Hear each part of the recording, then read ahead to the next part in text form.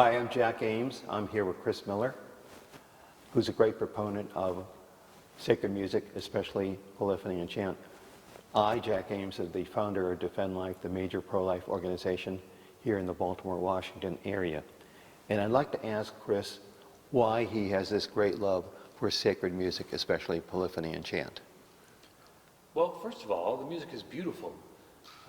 When you go to church to worship God, the creator of the universe, the author of all beauty, you should worship him with beauty.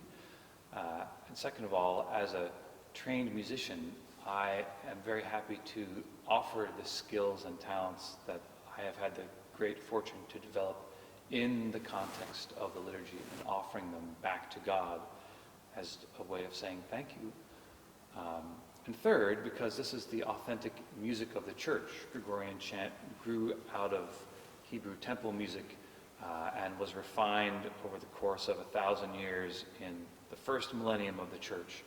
And in the second 1,000 years, that chant grew and flowered into polyphony, multiple voices in increasing complexity and structure. And it reached an apex in, I think, the end of the 16th century with the music of Palestrina and Byrd and Victoria and Lassus and others.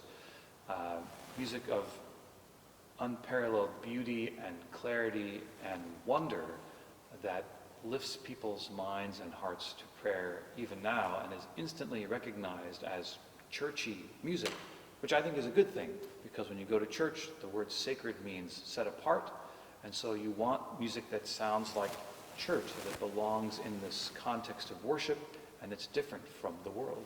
Very good. Tell me, is it possible for a small church with limited funds to start a choir where they are trained to sing polyphony and chant, but using volunteer singers? Is that possible? Oh yes, it's very possible. You just need a good choir director and dedicated singers, and you start with where they are. If you only have a few singers, maybe you just focus on chant, which just requires everyone singing the same melodic line. Or you can program some simple pieces. There are motets in 3 voices by Palestrina that are simple and are very beautiful. You can start with those, and as your choir improves over time in confidence and in skill, then you can move to longer chants, to longer, more complex pieces of polyphony. But even from the beginning, if you have dedicated singers who are willing to put in some good rehearsal time, and you have a patient and persistent director, you can make good strides. And certainly you can involve youth. Oh yes. They're very trainable. Yes, that's sometimes even more trainable than adults. And there's nothing more beautiful than the sound of children's voices singing a unison chant together. Very good. Can any viewers get in touch with you? How would they get in touch with you? Yes, my wife and I run a foundation dedicated to the use of polyphony and chant in the Mass.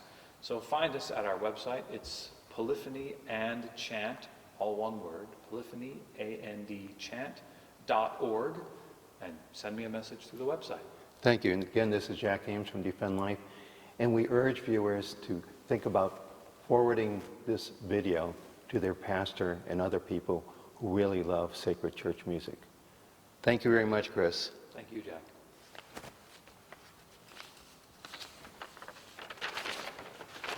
What